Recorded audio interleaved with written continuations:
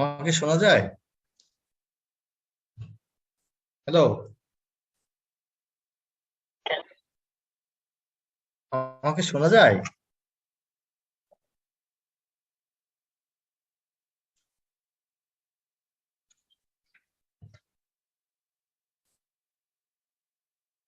আচ্ছা, screen share হয়েছে?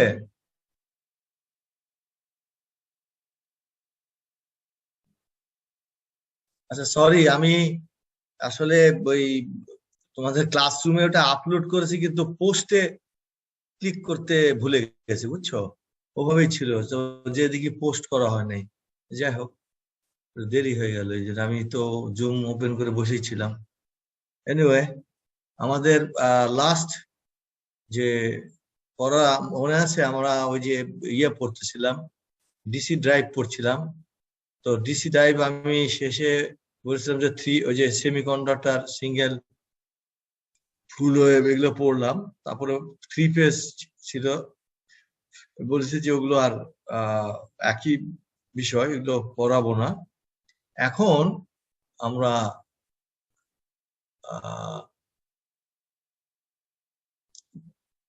DC two DC converter drives, যেটা এই জায়গাটা আমরা এখন পড়বো। এখন ড্রাইভস, ওটা তো ড্রাইভস এর যে প্রিন্সিপাল গুলো পড়লাম। এখন এখানে আমরা কিভাবে DC two DC power control আমরা করতে পারি সেটা। তো এখানে আমাদের কয়েকটা মোড আছে,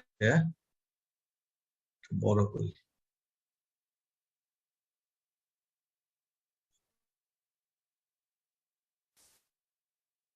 The possible control modes, we have four kinds. একটা হচ্ছে পাওয়ার কন্ট্রোল, একটা রিজেনারেটিভ ব্রেকিং কন্ট্রোল, আর হচ্ছে rheostatic brake control, combined regenerative and rheostatic brake control. আসলে উপরের দুটা ঠিক মতন বুঝলে পরের গুলো এমনি বোঝা যাবে। এখানে প্রিন্সিপাল অফ যে পাওয়ার কন্ট্রোল, সেটা তোমার ডিসি টু ডিসি যে বলবে, ডিসি টু ডিসি যে converter is used to control armature voltage of a DC motor.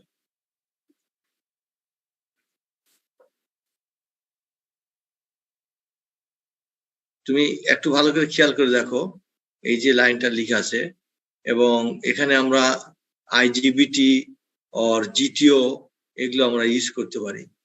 তো প্রথমে যে সার্কিটটা দেখি, এখানে যেমন সার্কিটটার কথা দিয়ে শুরু করছি, তো সার্কিটটা দেখে নিই। সো আমরা এখানে দেখতে পাচ্ছি যে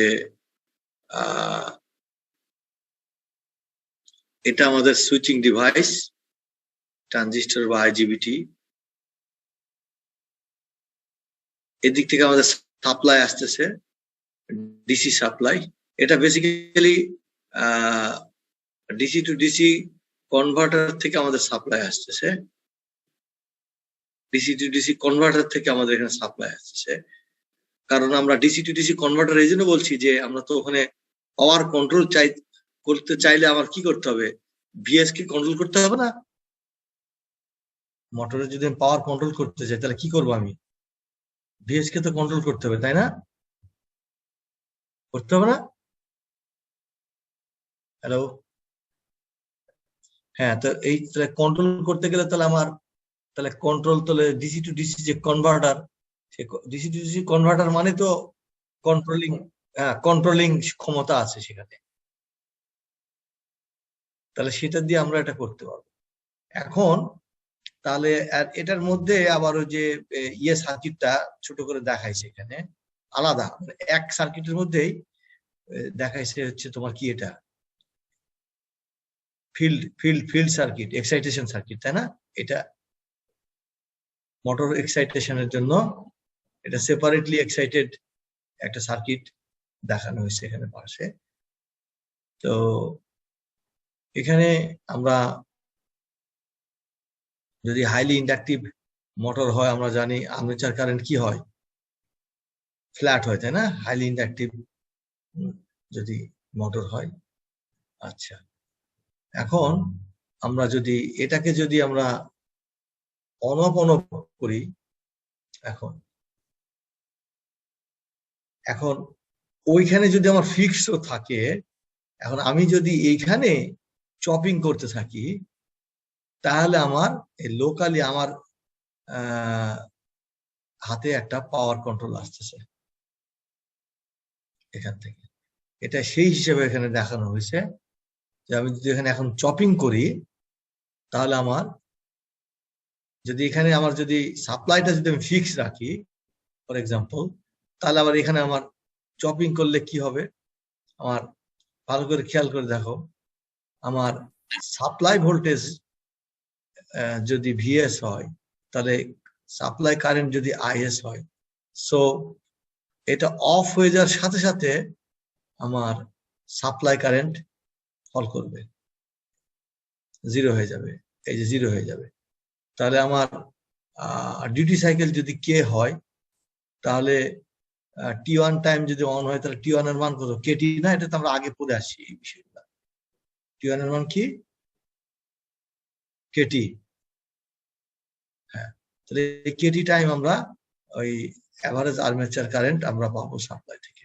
তারপরে যখন এটা অফ, তখন নো কারেন্ট, কারণ আমার সিরিজে কোনো কারেন্ট ফ্লো করার সুযোগ নাই, সো এটা ফোর্সড অফ। আবার যখন অন করব, তখন আবার এইভাবে। আর এই থার্ড গ্রাফটা হচ্ছে আর্মেচার ভোল্টেজের গ্রাফ। এই যেখানে দেখতে পাচ্ছি আর্মেচার ভোল্টেজ মানে আমার এই এখান থেকে ইন্ডাক্টর মানে মোটরের এ মাথা থেকে ও মাথা যে ভোল্টেজটা, সেটা। তো এই ভোল্টেজটা আমার যখন মোটর সুইচ যখন অন, তখন আর্মেচার ভোল্টেজ মানে হচ্ছে সাপ্লাই ভোল্টেজ নাকি, কারণ এর মাঝখানে তো এই চপার ডিভাইসটা যদি আইডিয়াল ধরি যে এখানে কোনো চপিং ভোল্টেজ ড্রপ হয় না চপারের অ্যাক্রসে, তাহলে আমার সাপ্লাই ভোল্টেজ আর আর্মেচার ভোল্টেজ কি সেম না? সেম তো, সেটা আমাদের এখানে ওইভাবে দেখানো হয়েছে। আর ফোর্থ গ্রাফটা কি, এখানে কি দেখানো হয়েছে বলতো? চপার ভোল্টেজ, অর্থাৎ এই যে সুইচিং যে ডিভাইস চপার, হ্যাঁ, ওটার অ্যাক্রসে যে ভোল্টেজ, সেটা আমরা কি পাবো বলো দেখি। যখন আমার এটা অন থাকবে, তখন আমি এর অ্যাক্রসে ভোল্টেজ কি পাবো? জিরো পাবো না? সাপ্লাই ভোল্টেজ এটা দেখো উল্টা, অর্থাৎ সাপ্লাই যখন অফ তখন এইটা ফুল, আর সাপ্লাই যখন অনে আছে অর্থাৎ আর্মেচার যখন পাচ্ছে, তখন এর ভোল্টেজ জিরো। তো এইভাবে আমাদের এটা, এবং এটা একটা first quadrant operation, motor control যেহেতু পাওয়ার দিচ্ছে, এটা একটা first quadrant operation. Armature voltage positive এবং আর্মেচার কারেন্ট রাইট ওয়ার্ড, বাম থেকে ডানে যাচ্ছে। এই মোটামুটি এটার প্রিন্সিপাল অফ অপারেশন। এখন আমরা যদি তাহলে আমাদের অ্যাভারেজ আর্মেচার ভোল্টেজ কি হবে? কেভিএস। এটা আমরা আগে পড়ছি না, ওই প্রথমেই পড়ছিলাম, মনে আছে? অন অফ কন্ট্রোলে, চ্যাপ্টার বোধহয় 5 না 4-এ পড়েছিলাম, 5 তো সেখানে ছিল। তাহলে আর্মেচার অ্যাভারেজ ভোল্টেজ হবে কেভিএস। কে হচ্ছে কে কি? হোয়াট ইজ কে? এর নাম কি? কে কি বলে? Duty cycle. গুড, এইটা কে হচ্ছে ডিউটি সাইকেল। এখন the power supplied to the motor is P output equal to VAI.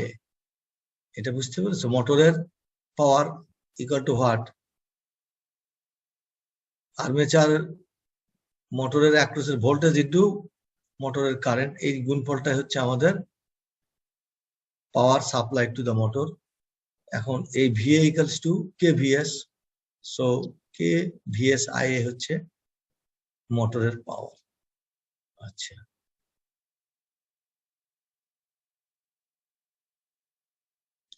আমরা যদি লসলেস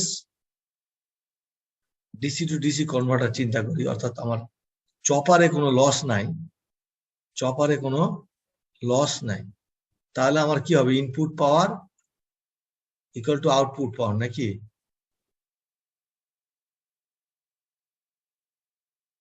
আমার যদি এই চপারে কই গেল সার্কিটটা নিচে, যদি লসলেস হয়, তাহলে আমার এই power supplied by the supply end equals to motor power. তো সেইটা যদি আমরা চিন্তা করি, তাহলে আমাদের লসলেস যদি হয়, তাহলে আমরা বলতে পারি যে ইনপুট পাওয়ার আমার কি ইকুয়াল টু আউটপুট পাওয়ার, তাই না? Input power equal to output power, এবং তাহলে সেটা কত? এই বোথ ইকুয়াল টু, এবং সেটা হচ্ছে, সেটা আমরা তখন কি লিখতে পারবো? KVS/IS। তখন আমরা বলতে পারবো, তখন কিন্তু ওই IA আর IS সমান KVS/IS। আমার আমার এই যে আউটপুট পাওয়ার হচ্ছে KVS/IA ছিল, আর ইনপুট পাওয়ার কি KVS/IS না? তাহলে আমার এটা আমি ওই IA কে IS এর ফর্মে আমি লিখতে পারি এটা, আর IS ইকুয়ালস টু KIA, এটা। আচ্ছা, যাই হোক, এই হলো আমাদের ওই বেসিক ইকুয়েশন গুলা। এখন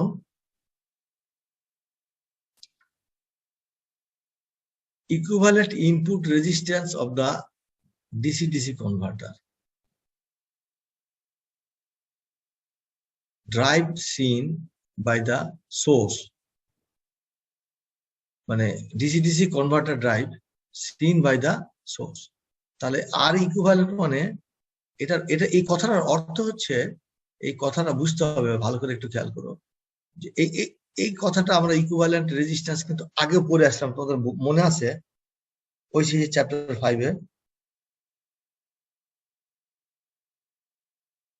এবং সেখানে মনে আছে কে ভার্সেস আর ইকুইভ্যালেন্ট একটা হাইপারবোলিক গ্রাফের মতো ছিল।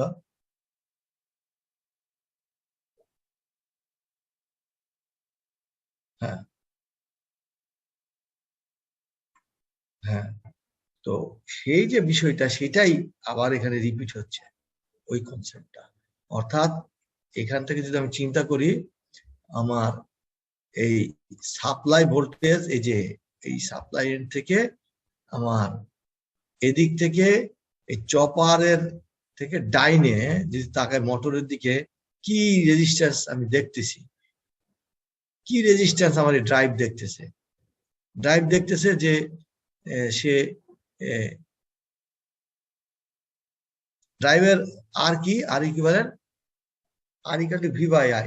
ড্রাইভ এখান থেকে দেখবে যে আমি কি VS দিচ্ছি আর কি IS দিচ্ছি, তার রেশিও হচ্ছে এর কাছে ইকুইভ্যালেন্ট রেজিস্ট্যান্স, না?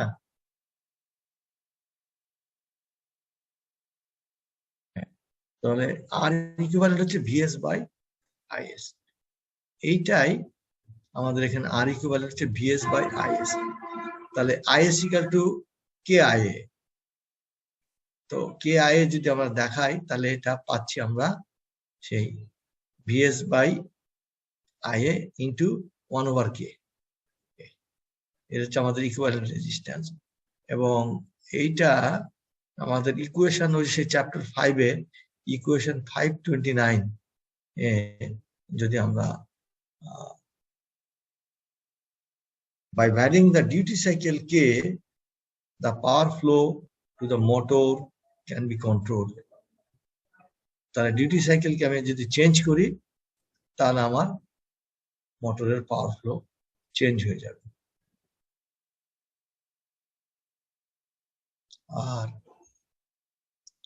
ওই যে অন অফ করলে কি হয়? রিপল সৃষ্টি হয় না, মনে আছে? ওখানে পড়েছিলাম, অন অফ করলে কি হয়? রিপল হয় না, সেখানে ওই ওই যে মনে আছে যে I1 আর I2, I1 এর যে পিক আবার I2 যে নিচে নেমে গেল, এই I1 মাইনাস I2 ছিল হচ্ছে ডেল্টা আই, মনে আছে? জি স্যার। হ্যাঁ, সেই ডেল্টা আই ম্যাক্স এর ভ্যালু ওই ইকুয়েশনে আমরা ব্যবহার করলে এরকমের একটা ইকুয়েশন পাবো, peak to peak ripple current. ঠিক আছে, তো যাই হোক, এই ইকুয়েশনটা আমাদের সরাসরি লেখা আছে এখানে। এই মোটামুটি আমাদের ওই টাইপ 1 যেটা, সেটা দেখলাম। এখানে আমাদের finding the performance parameters of A DC DC converter drive, এখানে একটা প্রবলেম। এই প্রবলেমের সলিউশন তো সবই সহজ, কারণ হলো মানগুলা পরে বুঝতে যে সময়টা, তারপর ফর্মুলা বুঝে অনুযায়ী আমরা বসিয়ে দিতে পারবো। আচ্ছা, এখানে এ বলা হয়েছে input power from the source. আচ্ছা, তাহলে আমাদের এখানে যে ভ্যালুগুলো দেওয়া আছে, সাপ্লাই ভোল্টেজ দেওয়া আছে, আই এর ভ্যালু দেওয়া আছে, এই যে 250 ampere average armature current, duty cycle বলে দেওয়া আছে 0.6, আর টোটাল আর্মেচার যে রেজিস্ট্যান্স সেটার ভ্যালু 0.05 ohms। তাহলে এগুলো যদি আমরা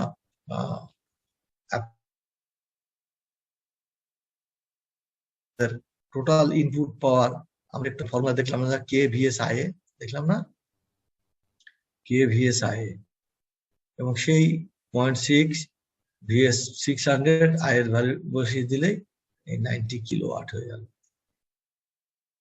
আর ইকুইভ্যালেন্ট আমরা যে পড়লাম, আর ইকুইভ্যালেন্টের formula VS by IA K, VS by IA K, এই যে ভিএস বাই আইএ 250 কে 0.6 দিলে 4 ohms। তারপর আর্মেচার ভোল্টেজ কে ভিএস এত বের হলো, average armature voltage. Back EMF equals to what? Back EMF এর ফর্মুলা কি? আর্মেচার ভোল্টেজ যদি ভিএ হয়, তাহলে ব্যাক ইএমএফ কি হবে? ভিএ মাইনাস এটা কি আইএম, আর এমটা কি? হ্যালো, কথা শোনা যায়? হ্যাঁ বা না? তাহলে তাহলে এই আইএম আর এম কি? আরে মোটরের ব্যাক ইএমএফ সমান সমান কি আর্মেচার ভোল্টেজ থেকে মোটরের ওয়াইন্ডিং এর রেজিস্ট্যান্সের যে ড্রপ বাদ দিতে হবে না? জি স্যার। এটা আবার এই যে এখানে দেখ, আমার ভিএ হচ্ছে একদম উপর থেকে নিচ পর্যন্ত, এই এই যে উইন্ডিং এর আরে আছে, এটা বাদ যাবে না? তাহলে না আমাদের নেট নেট মোটরের যে ব্যাক ইএমএফ ইজি বেরোবে, সেটাই এখানে বলা হচ্ছে। এই যে এটা বাদ গেল, তাহলে আমরা ভি আর্মেচার ইকুয়ালস টু, এভাবে আমরা বের করে ফেলতে পারি। ঠিক আছে,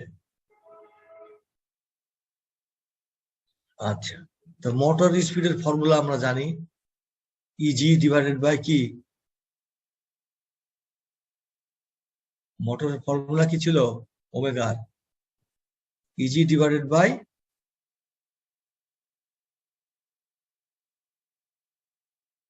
আমি নয় ভুলে যাই, আমার বয়স হয়ে গেছে, তোমরা লেখাপড়া করো, তোমাদের তরুণ বয়স, তোমরা ভুললো কেন?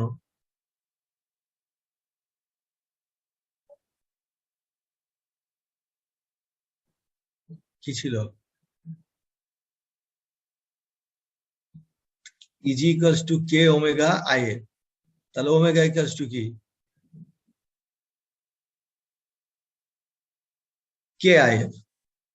তোমার কথা মতো তো কে নাই তো এখানে, omega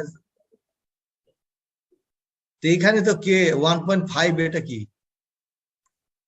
omega equals to EG divided by 2.5 তার মানেটা স্যার একটা কনস্ট্যান্ট আর ফিল্ড কারেন্ট হ্যাঁ ও 2.5% দিয়েছে তাহলে 1.527 ও দেওয়া আছে প্রশ্ন না ও উপরে গেলে পাওয়া যাচ্ছে ও এই যে আইএফ 2.5 আর স্যার তার এই যে উপরে কেভি কেভি কেভি এই যে এটা দেওয়া আছে হ্যাঁ এই যে 1.527 তাহলে এই দুটা গুণফল নিচে আসবে এই দুটার গুণফল তাই না এই গুণফলটা নিচে আসবে সেটা এখানে দিয়ে বের হয়ে গেছে ওমেগার মান আর রেডিয়ান পার সেকেন্ড থেকে আমাদের আরপিএম বের করা হয়েছে এখানে তারপর টর্ক ডেভেলপড হচ্ছে তোমার আইএফ ইন্টু কি ছিল টর্ক ডেভেলপমেন্ট ফর্মুলা কি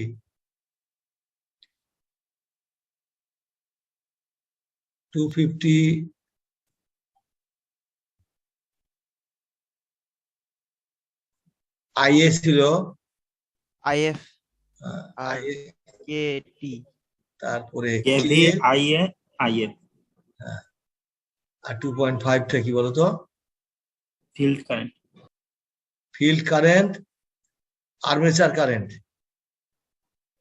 ইন্টু কে এই যে এই তিনটে গুণফল হচ্ছে টর্ক ডেভেলপড এত নিউটন মিটার তো তো ওই ফর্মুলা গুলো বেসিক্যালি আগের মতোই আমরা এগুলো জানলেই এগুলো বের করতে পারবো আচ্ছা এরপরে হচ্ছে কি এটা রিজেনারেটিভ ব্রেক কন্ট্রোল আচ্ছা এটা তো খুবই দরকারি না এটা বিভিন্ন জায়গায় আচ্ছা একটা বাস্তব উদাহরণ দাও একটা বাস্তব উদাহরণ দাও দেখি আমাদের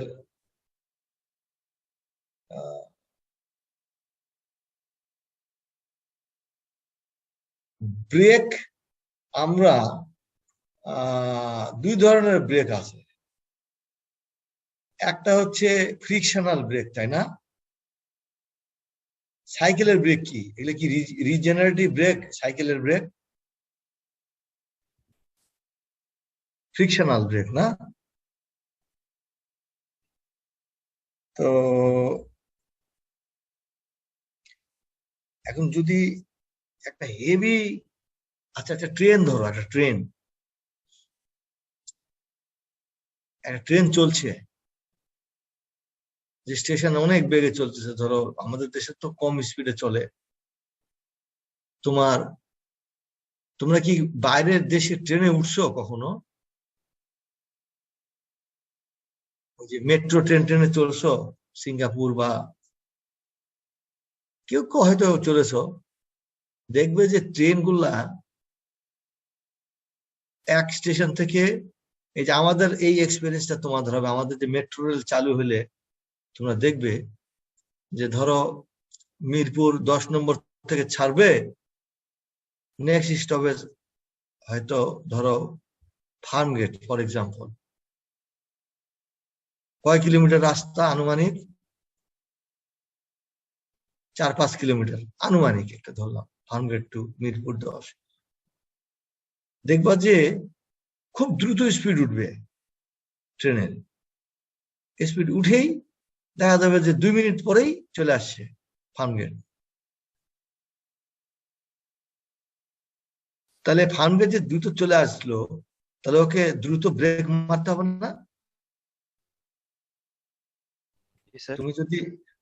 তুমি যদি ট্র্যাডিশনাল ওয়েতে ফ্রিকশনাল ব্রেক মারতে থাকো তাহলে ওই যে স্পিড উঠছে 100 বা 100 কিলোমিটার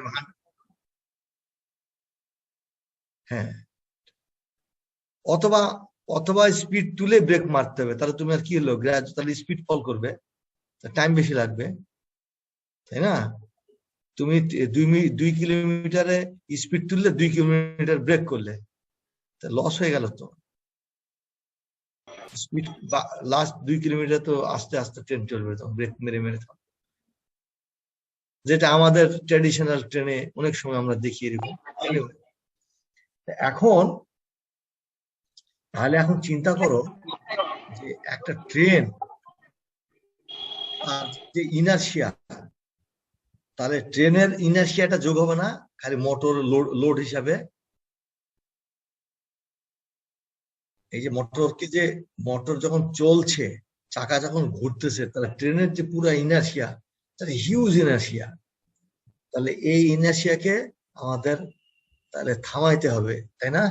থামাইতে গেলে তাহলে ওই রিজেনারেটিভ ব্রেকিং এ যাইতে হবে। রিজেনারেটিভ ব্রেকিং এ তাহলে মোটরটা, আমাদের ট্রেনের ইঞ্জিন আমি যদি অফ করে দিই, মোটর সাপ্লাই বন্ধ করে দিই, সে তার কাইনেটিক এনার্জি নিয়ে, আর ট্রেন লাইনটা এমনি পিছলা, স্টিলের উপর স্টিল যাচ্ছে, ফ্রিকশন তেমন নাই, হিউজ আমার ব্রেক মারতে হবে, রিজেনারেটিভ ব্রেকিং। তাহলে হয়তো আমি লাস্ট 500 মিটারের মধ্যে ট্রেনটা থামাই দিতে চাই, তাহলে 120 কিলো স্পিডে যাচ্ছে, অনলি 500 মিটারের মধ্যে আমি ট্রেনটাকে জিরো ভেলোসিটিতে আনতে চাই, তাহলে আমাকে হিউজ রিজেনারেটিভ ব্রেকিং করতে হবে। ওই যে মোটরের মধ্যে উল্টো দিকে টর্ক সৃষ্টি করতে হবে, তাই না? কি করতে হবে এটার অর্থ? উল্টো দিকে টর্ক সৃষ্টি করতে হবে। আচ্ছা, তো এই সময় কি হয়? এই সময় মোটরের যে কাইনেটিক এনার্জিটা, সেটা আমাদের সাপ্লাই আমাদের চলে যায় না, যদি আমরা ওরকম ব্যবস্থা রাখতে পারি সাপ্লাই।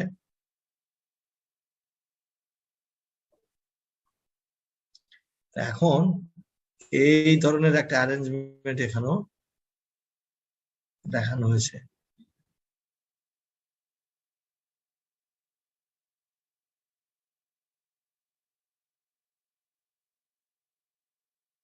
এখানে দেখানো হয়েছে, দেখো ভালো করে খেয়াল করো, একটু ভালো করে খেয়াল করো ফিগারটা। এটা একটা ফ্রি হুইলিং ডায়োড, এদিকে সাপ্লাই। আমি যদি এখন এই মোটরটা কি হচ্ছে, চলছে, আমি সাপ্লাই বন্ধ করে দিয়েছি, মোটর তার কাইনেটিক এনার্জি ইনার্শিয়াতে চলছে, ট্রেন চলছে, ধরো ট্রেন চলা মানে চাকার মধ্যে যে মোটর ঘুরতেছে ট্রেনের সাথে, তাই না? এখন তাহলে এখানে ব্যাক ইএমএফ কি তৈরি হচ্ছে না? হচ্ছে।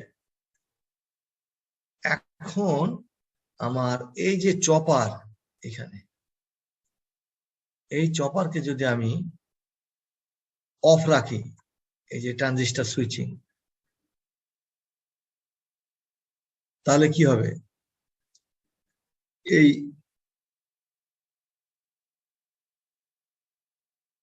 ব্যাক ইএমএফ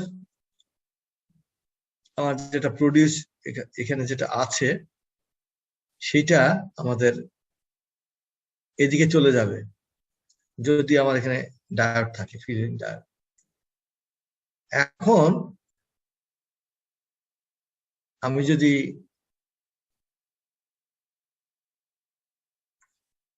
অনেক বেশি টর্ক সৃষ্টি করতে চাই, এখানে যদি অনেক বেশি টর্ক সৃষ্টি করতে চাই, তাহলে কি করতে হবে? কি করতে হবে বলো দেখি? এখানে তাহলে আমার যখন মোটরকে যখন আমি মোটরিং মোডে ছিলাম, তখন আমার কারেন্ট কোন দিক থেকে, তখন আমার কারেন্ট ডান থেকে বাঁয়ে যাচ্ছিল না, আমার মোটরিং পাওয়ার দিচ্ছিলাম, তখন ডান থেকে বাঁয়ে কারেন্ট যাচ্ছিল। এবার মোটরিং বন্ধ হয়ে গেছে, তাহলে এটা এই দিক থেকে ব্যাক ইএমএফ সৃষ্টি হচ্ছে। আমি যদি সার্কিট কমপ্লিট করতে পারি, তাহলে আমার এদিক থেকে এদিকে কারেন্ট যাবে। এখন আমার সাপ্লাই তো দেওয়া আছে, তাহলে ব্যাক আমার তো এতক্ষণ ছিল ভিএস ইকুয়াল টু কি ছিল, ইজি প্লাস আইএ আর না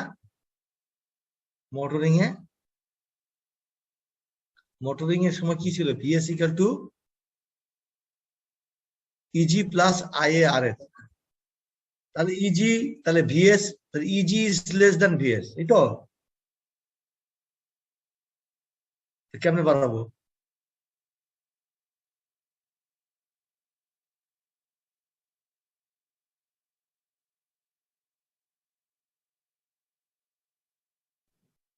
স্যার ফিল্ড কারেন্টটাকে বাড়িয়ে।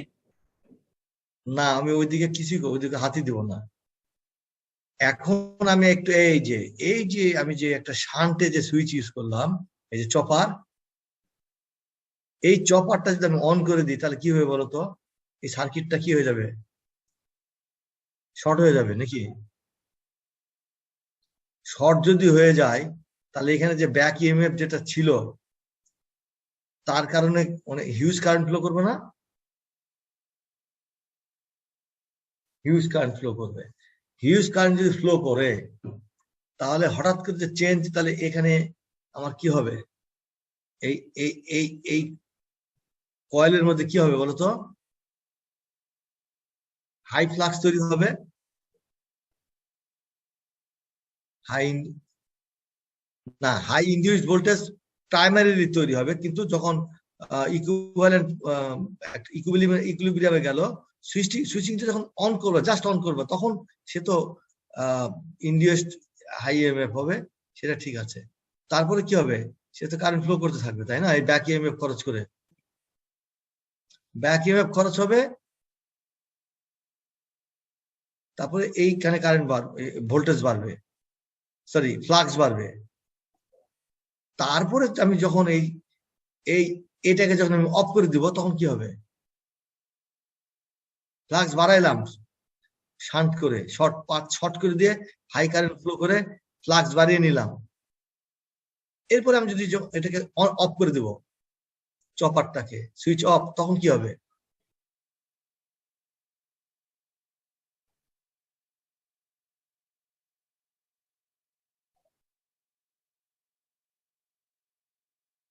এখন আবার এখানে ফ্লাক্স ফল করতে চাইবে, হাই ফ্লাক্স, তাহলে হাই ইনডিউসড ইএমএফ,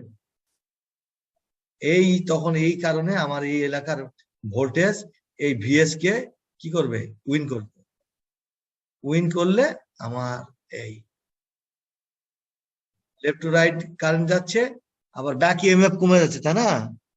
ইজি তো কমতে, হ্যাঁ ইজি তো আরো কমে যাবে। না আমি যদি এরকম করে সুইচিং করি তাহলে আমার কি হবে, না না না আমি সাপ্লাই থেকে দিচ্ছি না, আমি আমি এটাকে তাহলে আমি এটাকে যদি টাচ করে রাখি তাহলে আমার এখান থেকে সে হাই ইএমএফ হলো হয়ে, আবার এখান থেকে সে ইন্ডাক্টরের যে ইএমএফ আবার ফল করবে, ইন্ডাক্টরের ইএমএফ আবার ফল করবে, ফল করে ভিএস এর থেকে আবার কমে যাবে, এনার্জি ব্যয় করবে তো সে। এটা যখন অফ করে দিবা তখন প্রথমে প্রাইমারিলি ইনডিউসড ইএমএফ বেশি হলো, একটু পরে কি হবে, এর ভোল্টেজ কমে আসবে না? এটা কি সারা জীবন কি ওভাবে থাকবে? ফল করে তাহলে রিজেনারেটিভ যে ব্রেকিং মোডের কন্ডিশনটা আবার আনফুলফিলমেন্ট হয়ে যেতে পারে, তখন আবার অফ থেকে আবার অন করব,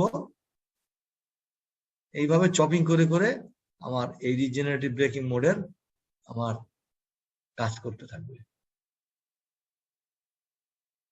এরকম করতে করতে এক সময় ওই ট্রেন থেমে যাবে, বুঝতে পেরেছো? এটা হচ্ছে ওই গ্রাফগুলা ওই আগের মতোই, ওই যে যখন চপারের আক্রোশের ভোল্টেজ, এটা যখন অন তখন চপারের 0, এটা যখন অফ তখন চপার ফুল, আগের মতোই ওয়েবফর্ম গুলা।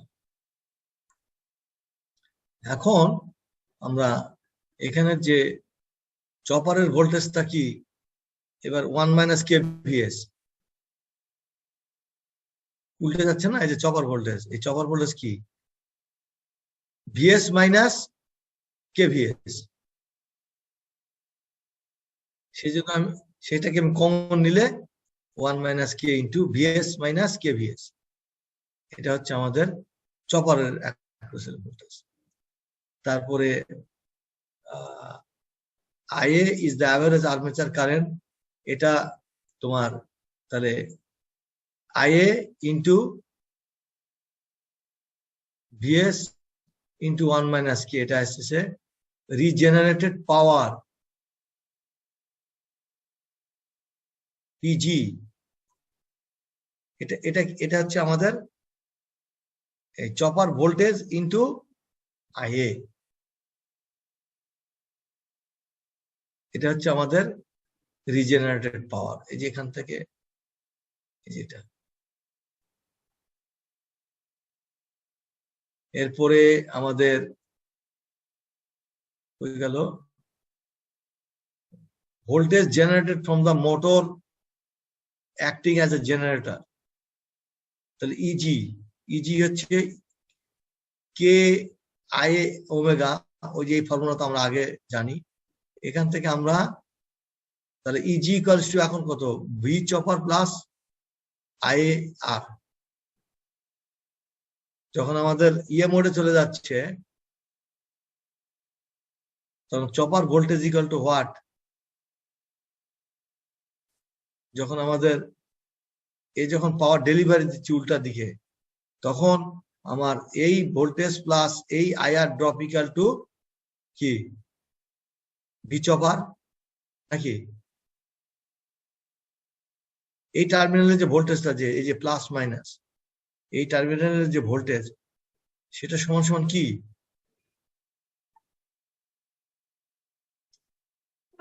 সেটা সমান সমান এই voltage armature drop plus back EMF. এটা তো সিম্পল, কেভিএল, সেটা এখানে দেখানো হয়েছে।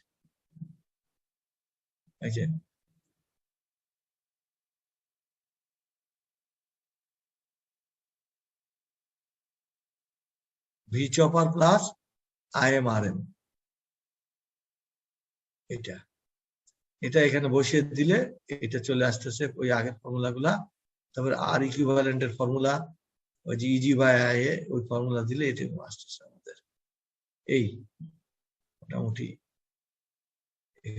ইকুয়েশন গুলা। সো আর ইকুইভ্যালেন্ট আমরা এখানে চেঞ্জ করতে পারতেছি by changing K duty cycle. এই ইকুয়েশন 40 থেকে ফার্স্ট কোয়াড্রেন্ট না সেকেন্ড কোয়াড্রেন্ট,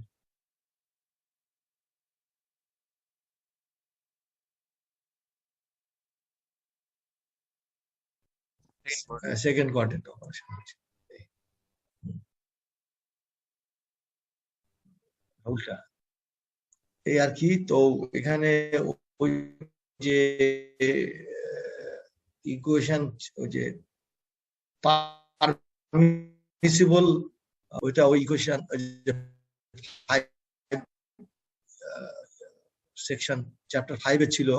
তো সেটার কন্ডিশন হচ্ছে আমাদের এরকম যে EG minus I R should be less than VS, অর্থাৎ কি বলবো এটাকে, এটা একটা তার বাউন্ডারি কন্ডিশন, এরকম কন্ডিশন। এবং তখন এখান থেকে মিনিমাম ব্রেকিং স্পিড আমরা পাই কে ওমেগা আইএফ, ওমেগা মিনিমাম। এই ফর্মুলা ইউজ করে আমরা ওমেগা মিনিমামের ভ্যালু পাই এইভাবে।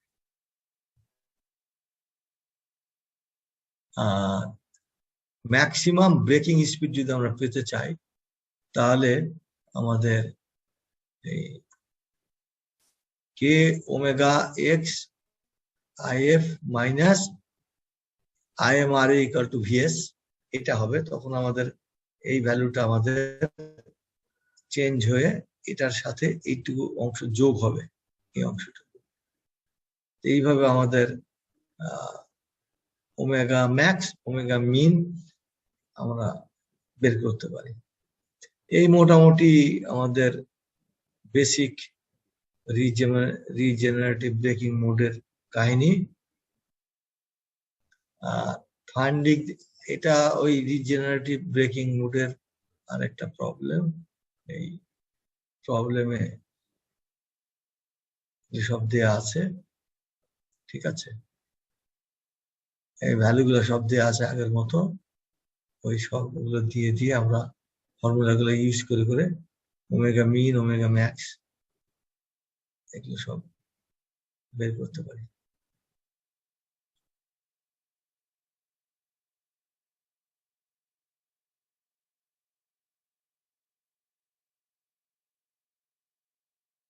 এরপরে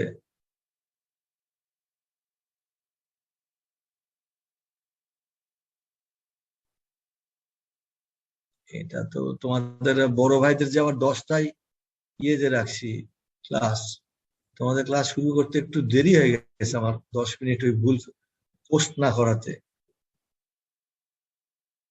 ইয়াটা তাহলে থাক আজকে না, আমি হ্যাঁ, এখান থেকে করবো। হ্যাঁ, আর তোমরা এগুলো একটু পড়ো, হ্যাঁ, পড়লে দেখবা যে ইয়েতে থাকবে। আমি এখন ময়মনসিংহে, বুঝছো, আমি ময়মনসিংহে, আমি আজকে ভোর 6টায় স্টার্ট করেছি ওখানে ময়মনসিংহে আসার জন্য, তারপরে এসে সারাদিন বিকেল 5:30 পর্যন্ত ল্যাব পরীক্ষা নিয়েছি,